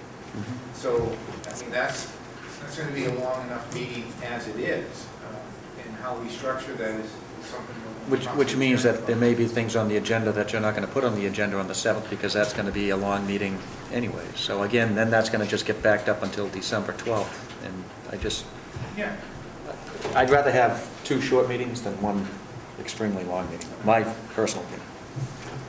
Well, how about we do this, and I'll make a motion that we cancel the November 14th meeting in favor of the November 7th meeting. That's fine, then why don't you meet the 28th, and then you're still on every, two meetings a month basis, which is what we do. Yeah, that's fine. I mean, I love being here, That's so right. that's fine with me. Okay, we have a motion. Do you have a second? I'll second that. Okay, second by Mr. Franny. All in favor? Aye. Aye. Any opposed? No. It's unanimous. All right, we're going to move on. Discussion item number... I'm sorry, can I ask a question about the last vote we took, not for the meeting one, but for the appointment of the school? The 2 boards meet together, correct? November 7th, yeah. Okay, so it'll be the 5 members of the Board of Selectmen and 3 members of...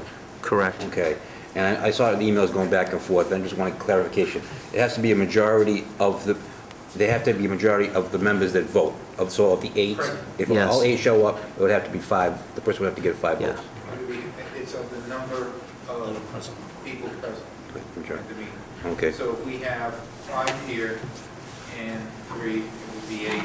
If we have 4 here and 3 there, it would be 7. It would have to be a majority of 7 or a majority of 8. And Nope, I understand the majority concept, I just wanted to make sure it was, yeah. Okay, and we'll be able to ask the candidates questions, correct? Okay. Yeah, I believe that. No, we can't. You Yeah, like the park and rec. I'll give you my questions in writing then. All right, we're moving along. Discussion on the warrant articles for special town meeting for October 24th, 2011. Let's start out here, hold on. does everyone have a copy of the, we're working from the mailed warrant, but let's look at this sheet. This will help us go through the process quickly. If you take out the 8.5 by 14 spreadsheet here, which would have been 8.5 by 11, but I had to make it larger so it would be 8.5, 14, so the board could read it, including myself. We're proposing to do a couple of things. We're going to fund through the Capital Improvement Trust Fund a total of $612,058.40 of capital need projects. We're proposing to put into the stabilization fund $374,247.60. I sent you an email today as to what that stabilization number will look like when we get to the actual fall, conclusion of the fall town meeting. It'll be over 600,000 in stabilization, which I think is a milestone for us 2 years later to be at $1,000 and then to have, 600 and some odd thousand in stabilization.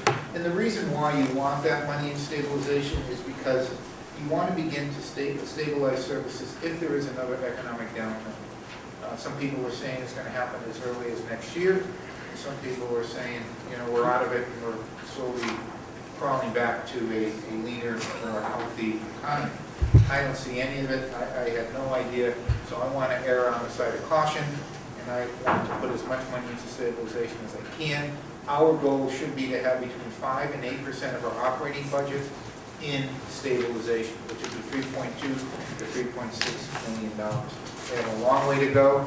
We're approximately $3 million short of where we need to be, and we're going to continue to move in that direction. It affects our bond rating, and when we go up to authorize to borrow for anything, and we're going to do that tonight, on a couple of articles, we want to make sure that it's not costing us any more than it has to, and that our bond rating is as high as it possibly can be under the economic circumstances for the town of Abington. So that's what we're proposing. Those are the two big numbers in Article 1.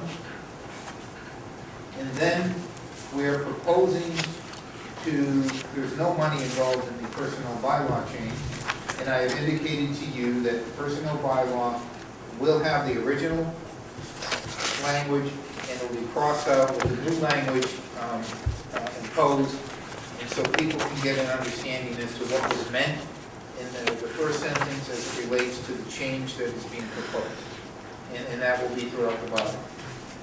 The operating budget, the general fund, we're proposing to raise and appropriate $63,505.22 in the following manner.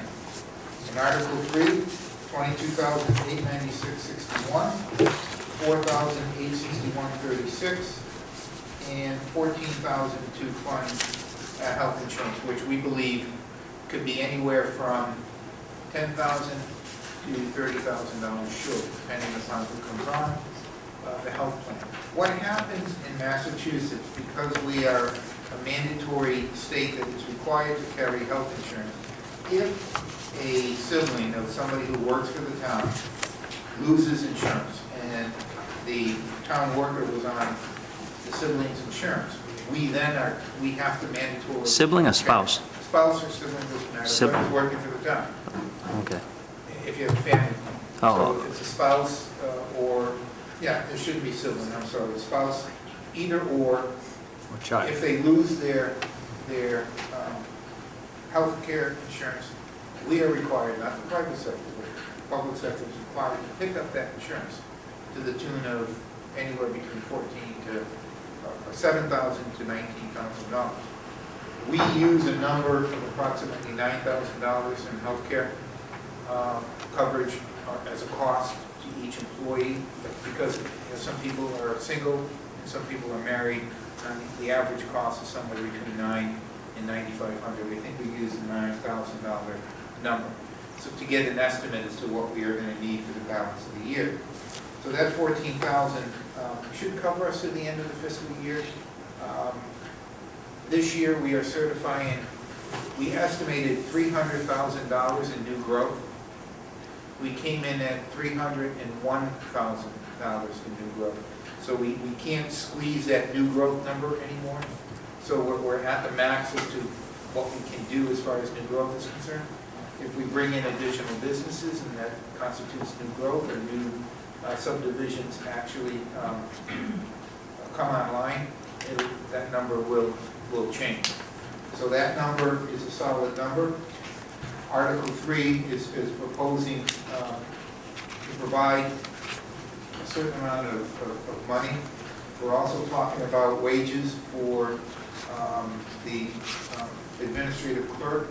When we hired the administrative clerk, I calculated a part-time rate of $18 and change for the full-time position. That was my mistake, It should have been $22.48. The difference is approximately $4,861. The individual is hired for the position, is working out quite well in the building department, and we need to make up that difference before the end of the fiscal year. Article 4 deals with the capital budget, and also in the capital budget, you have Article 4, which is highlighted for you here in this colored section. We're proposing to spend $1,030,391. We had a total request of $3,109,964. Part of the $3,109,000 included a debt exclusion, which was voted by the residents of the town for the Woodsdale windows and door project of $1,002,621,000. That is calculated as part of the capital plan for the school department. In addition to that, the school department is looking for $105,000 for masonry repair work for the schools. They're going to need an additional $95,000 that we propose to appropriate in FY13 from our capital plan to make that project for them complete. If we go down the capital project, you'll see where our revenue is coming in. Free cash, $612,058. Ambulance receipts reserved for appropriation, $25,000. $300,000 from Chapter 90. $20,000 from Gulf Enterprise undesignated fund balance. $4,000 from the water special revenue account. $4,167 from the sewer enterprise undesignated fund balance. Both of those amounts are relating to the GIS flyover of $12,500. So the town is splitting, along with the enterprise accounts, the GIS flyover, and I can go into that in greater detail if you so desire. We're also talking about a software and hardware upgrade for the, I believe it's the Council on Aging. They have a new computer software program running for from the Council on Aging. That amount of money is what they need to upgrade their existing data communications infrastructure, switch, so that they can accommodate the new program that's housed at the Council on Aging and give them better access to information. There's a financial hardware request for $90,000. We did not fund that. IT lease payment, $45,000. That should bring us to a payment of $20,000 at the special within the annual. And that will complete our obligation to the lease payments. Create a master plan for building maintenance needs assessment. Our buildings are getting older now. We have spent a tremendous amount of money, whether it's the police station, the town hall, the library, or any of our public buildings. We need to develop a plan for maintenance. We need to do a needs assessment to figure out if the roof needs to be replaced, the heating system needs to be replaced, and we need to be able to plan for that using a master plan. That is going to cost us about $40,000. We are not proposing to fund that at this point. Cruiser replacement request is $124,803 for I believe 3 or 4 cruiser replacements. We are proposing $92,871, backing down 1 cruiser replacement and allowing the chief to replace 3 of the 4, and hopefully being able to make up the 4th cruiser at the special within the annual. The phone system for the police department, $51,000.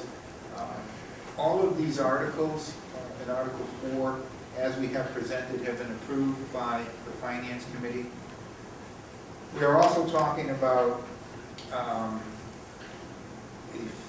Station 1 roof repair. The roof was built in 1964. It's a metal roof that's over the apparatus floor.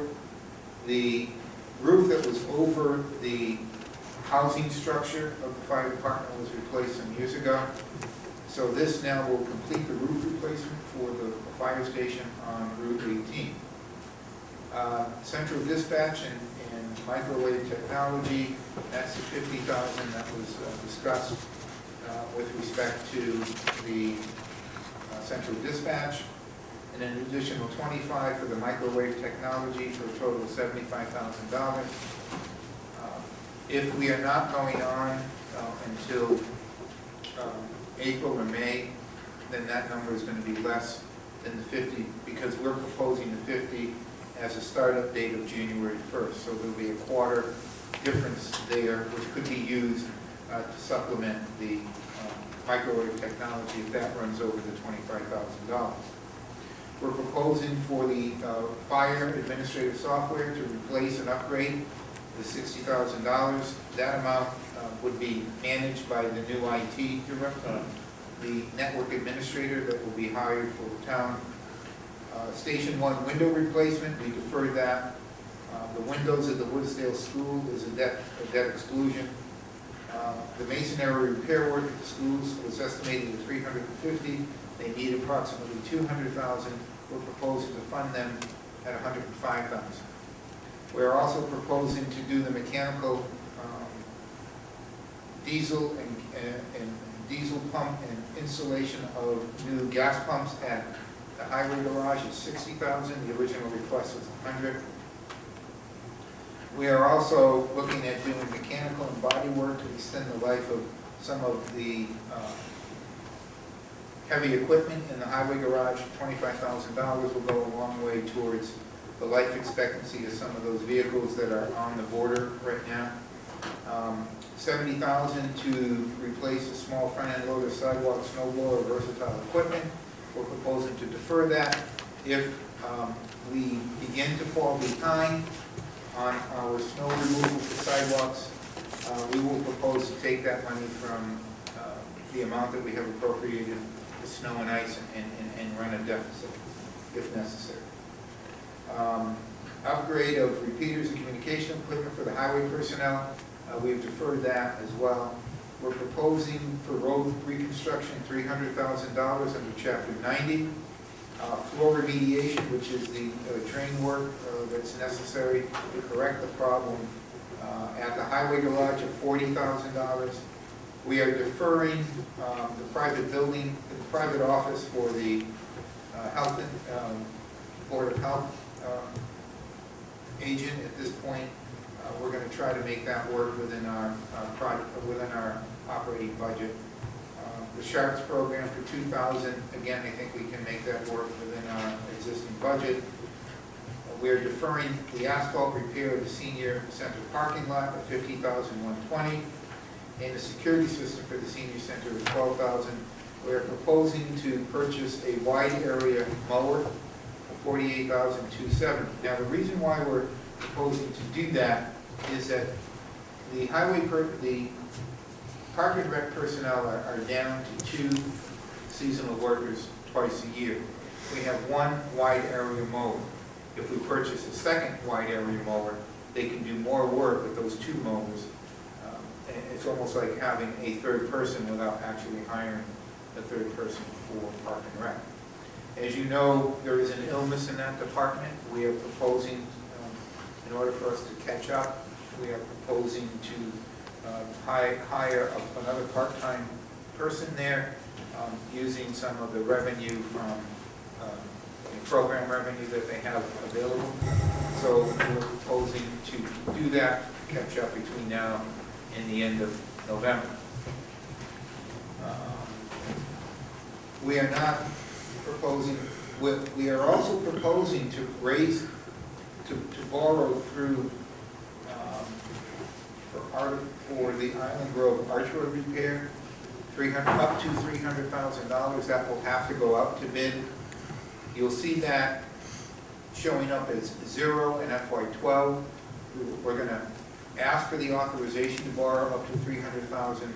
The actual time when that will hit the book, our books, will be FY14, based on the fact that we're going to have to bid it out, we're going to have to hire and contract for the work and actually complete the work. By the time we complete that work, it'll be sometime in FY13. and it won't hit our books until FY14. Because we'll borrow short-term, but we won't borrow the entire project until the project is completed, because if it comes in at 250,000, we don't want to borrow 300,000, and 50,000 that we don't need. Finally, we are proposing an LED message signboard for the Strawberry Valley Golf Course. They hope that this will increase the revenue to the course and make our contracts in the future more valuable to vendors who would want to bid on it, as we have to demonstrate to bidders on the golf course that we have a steady flow of customers. And an LED board would give us the ability to do that by offering specials, so to speak. And finally, the sewer department is proposing to purchase from their retained earnings a utility truck for $65,000. Article 4 rounds out at $1,030,391. Now, this is the first capital plan we've had in 3 years, or 4 years. It's a 5-year capital plan. We're focusing on the first year, and we'll update based on what's passed at town meeting for future capital needs as we move forward. So that is Article 4. Article 5 is a sick leave buyback for retirees, which is a contractual arrangement at $2,332.12. Turnout gear for the fire department, which is $13,930. Now, they have hired 2 full-time personnel, and they have replaced 3 for a total of 5. So that's where the need comes in for that purpose. We're proposing to, from free cash, $15,000 for tricentennial. We're committed to paying to a $50,000 appropriation. We're appropriating 15 at this point. At the special within the annual, when we meet in April, we're going to propose to transfer from available funds the sum of the balance, which would be $35,000 for a total of $50,000. We're also paying out $2,400 for an IBPO agreement, which replaced the station operator's position, which had a 5, 5, and 5, which is a 15% increase over 3 years. And as you know, when you retire, you're calculated based on your highest 3. And if people take it at the end of their service, then we have to pay the difference between the amount that they pay in and the amount that is owed as a result of them not paying that amount into the retirement system over time. So that whole thing goes away, and in place of that, we're paying out $2,400 in what is called longevity. That replace the station operator's money. Okay, now revolving fund for burning permits is going to be passed over. Board of Health trash sticker sales and bulk items. We are proposing to pass over that article. Civilian dispatching, we're proposing to pass over. Sale of town-owned land, there's no dollar amount there. We have some backup information on an affordable housing program that we would like to institute for a first-time home buyer who either works in the town of Abington or lives in the town of Abington 3 of the last 5 years. The meals tax was just discussed and voted on. The Memorial Arch, we're proposing $300,000 to borrow. That number does not show up here on the sheet because we are not going to borrow in FY13, but we're going to propose to have the authorization to borrow. We're going to go out to bid. We're going to hire a qualified contractor for the lowest bid, and we're going to have the work completed, and we estimate it's going to be up to $300,000. So that's an authorization to borrow. You have also received different scenarios in an email because the board had asked for different scenarios as to what scenario we will use. We don't have to make that decision tonight, but at some point before we authorize the borrowing, we're gonna have to make that decision. So, the total number of articles is a total of $2,214,999.74, of which $63,000 will be raised and appropriate, $1,001,306 will be in free cash. Other available funding sources, whether it's capital trust account, would be $761,021, enterprise funding of $89,167, and $300,000 from Chapter 90, and $300,000 for Article 16 for an authorization to borrow, completes our entire town meeting warrant. Thank you, John. Kevin? Mr. Chairman, in the interest of bulking them all together, I'd like to make a motion to accept the town manager's recommendations and that we recommend approval as has been delineated, with the exception, if I could take out Article 14, the TIF, that has to have a separate motion on it, and obviously 15, we've already made our recommendation on that.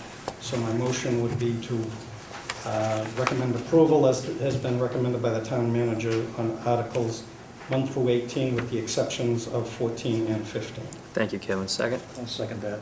I do have a question. Sure. Finance Committee is in agreement with all of these recommendations? Absolutely.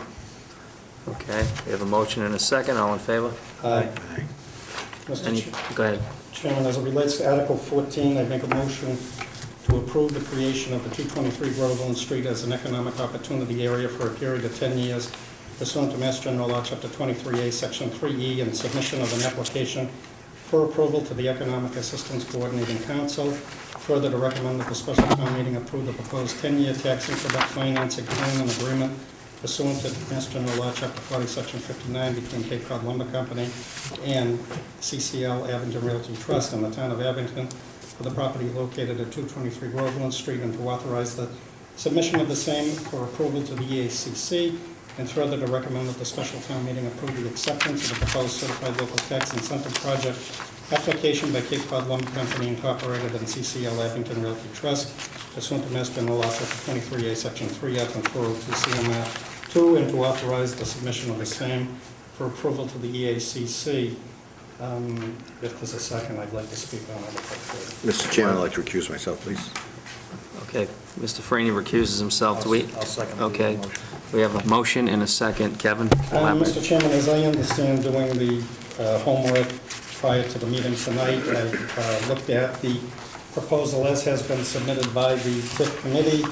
I understand it was a majority vote. I understand the rationale behind it. I've looked at it. I'm satisfied, mine personally, with the numbers. I've looked at it backwards and forwards and compared it to other TIFs that I've been involved with, and I have no problem with it, and therefore that's my motion to recommend approval of the town meeting. Okay, any further discussion? I agree. I think it was well-reasoned and well-worked out, but could you just explain it for everybody here? And I maybe will, watching? yes, because I think one of the things that we all have to remember here is that this is a proposal and a snapshot in time. That the values that we have there are not the values that are necessarily going to go forward. The project hasn't been built. These are all estimates at this point in time. So the base value and the future value is something that will be worked out and be what it will be based on the value of the building property and the land itself. We formed a TIF committee. It consists of 5 members, a member from the Board of Selectmen, a member from the Board of Assessors, a member from the Zoning Board of Appeals, the Planning Board, and the Board of Selectmen. Did I say that? Finance Committee. Finance Committee, and a member of the Finance Committee. Rick Franny is a member of the Finance Committee who's here tonight as well. It was a negotiation that went back and forth. The original TIF agreement proposed by the petitioner, or not by the petitioner, but by the proposed landowner, was somewhere around 59%. We have negotiated it down to 49.5%, which is part of what you have. I think they rounded it up to 50. It is a very reasonable TIF. It's going to create about $8 million worth of investment in the community at a time when the community needs it very much. It's a win-win situation, is the way I look at it. I look at it very simply. What are we giving up and what are we taking in? And if I look at the TIF agreement, in that terminology, they create 90, they're going to retain 92 jobs, they're going to create 5 additional jobs. The employees spend over $300,000 in the local economy, whether it's at a restaurant, where the meals tax is 6.25%, or 7%, we're going to go out there and spend that money. We don't need to speak about the involvement of Cape Cod Lumber in the community. They've been involved for a number of years. They're stellar business and upstanding ownership. They're going to grant a sewer easement and install a pipeline to eliminate the pumping station, which carries a price tag of anywhere between $350,000 to $500,000 to replace the pump station. Anytime you have moving parts, you want to eliminate that for gravity feed, so you reduce your long-term operating maintenance costs.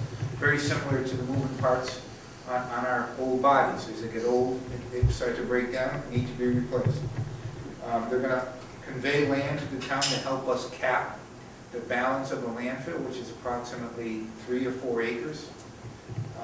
And we are going to collect additional real estate tax revenue, an additional vehicle excise tax and permit fees, and it's going to keep the business local. It's been locally owned for